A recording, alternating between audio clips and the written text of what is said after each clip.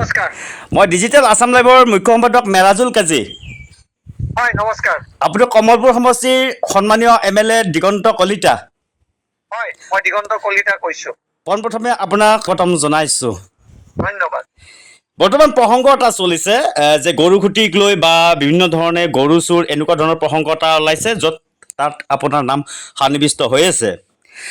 এনেকুৱা ধৰণৰ কথাত এক প্ৰকাৰ অসমৰ এগৰাকী বিধায়ক নলবাৰী সদৰ সমষ্টিৰ বিধায়ক বিশেষকৈ নলবাৰী জয়ন্ত মল্ল বৰুৱাৰ এক কথাত যি সংবাদকৰ্মী বা সাংবাদিকত যেনেকুৱা ধৰণৰ মন্তব্য কৰিছে ইয়াক লৈ ৰাজ্যখনত এক প্ৰতিক্ৰিয়া সৃষ্টি হৈছে।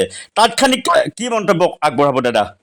পোনপ্ৰথমে আমি এটাই অনুৰোধ কৰিছোঁ, এই গৰু খুটি লৈ পেলাই যি ধৰণৰ কথা আজি সাংবাদ মাধ্যমত হওক বা অসমত আজি ওলাই আছে, হয় ময়ো গৰু ক্ৰয় কৰিছিলোঁ, হয় সেইটো মই মানি লৈছোঁ। হয় সেই সময়ত ভাল উদ্দেশ্যে আমি গৰু আনিছিলোঁ আৰু সম্পূৰ্ণ নীতি নিয়মৰে আমি আনিছিলোঁ। হয় আৰু পিছলৈকে গৰুখিনি আমি ঘূৰাই দিছিলোঁ হয় আৰু আমাক পইচাও ঘূৰাই দিছিলে। হয় যি নহওক, যদি আপোনালোকে ভাবিছে যে আমি গৰু ক্ৰয় কৰিব নালাগিছিল, মই আপোনালোকৰ কথাখিনি নতশাৰে মানি লৈছো আৰু অসমৰ ৰাইজক কৈছো, এইটো যদি মই ভুল কৰিছো তাৰ কাৰণে মই নিজেও ক্ষমা বিচাৰিছো। ধন্যবাদ। দ্বিতীয়তে জয়ন্ত মল্ল বৰুৱা ডাঙৰীয়াই সেইদিনা কিছু আবেগিক হৈ কিছু কথা কবলগীয়া হ'ল।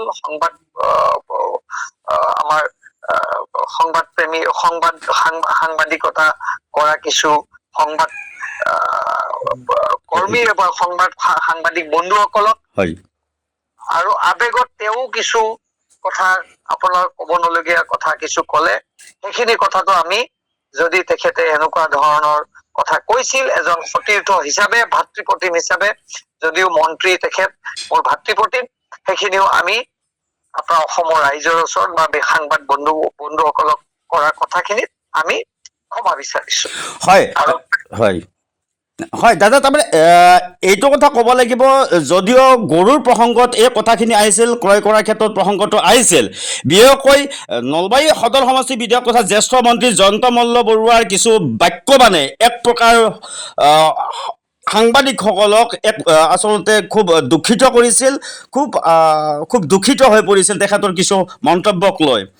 আৰু এক প্ৰকাৰ এই কথাটো ক'ব লাগিব, তেখেতৰ এনেকুৱা ধৰণৰ মন্তব্যই পৰৱৰ্তী সময়ত ভাৰতীয় জনতা পাৰ্টীক যেন ক্ষতি কৰিবলৈ গৈ আছে, এনেকুৱা ধৰণৰ ধাৰণা আপোনালোকৰ দলৰ মাজত নহয়নে বাৰু?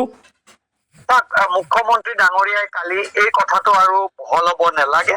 মুখ্যমন্ত্ৰী ডাঙৰীয়াই নিজেই কালি ক্ষমা বিচাৰিছে আৰু মুখ্যমন্ত্ৰী ডাঙৰীয়াই ক্ষমা বিচাৰাৰ পিছত মই ভাবো এইখিনি কথা সকলোৱে মানি ভৱিষ্যতে যাতে এনেকুৱা ভুল নহয় তাৰ প্ৰতি আমি সতৰ্কতা ৰাখি আগবাঢ়ি যাম। আৰু সংবাদ মাধ্যম গণতন্ত্ৰৰ চতুৰ্থ স্তম্ভ, তেখেতক ৰাজনীতি যিহেতু আমি কৰিছো, এই সংবাদ মাধ্যমৰ লগত বা সাংবাদিকসকলৰ লগত আমাৰ এক ভাতৃত্ব সম্পৰ্ক থাকিবই। কেতিয়াবা ভাল কেতিয়াবা বেয়া আমাক কব, ভাল খিনিও যদি আপোনালোকে আমাৰ প্ৰচাৰ কৰে তাৰ কাৰণেও ধন্যবাদ।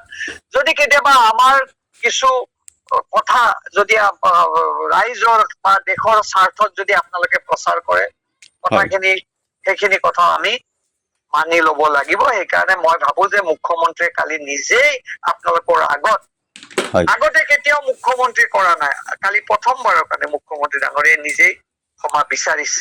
ধন্যবাদ দাদা। শেহতীয়াভাৱে আপুনি দ্বিতীয়জন ব্যক্তি হ'ল যি দ্বিতীয়বাৰ আপুনি ক্ষমা খুজিলে। হয়তো আগতে পীযুষ হাজৰিকা ডাঙৰীয়াও কালি কৈছে আৰু ভাবিব নালাগে। হয়, ভাল লাগিল দাদা, ইমান সময় দিয়াৰ কাৰণে আপোনাক অশেষ ধন্যবাদ দাদা।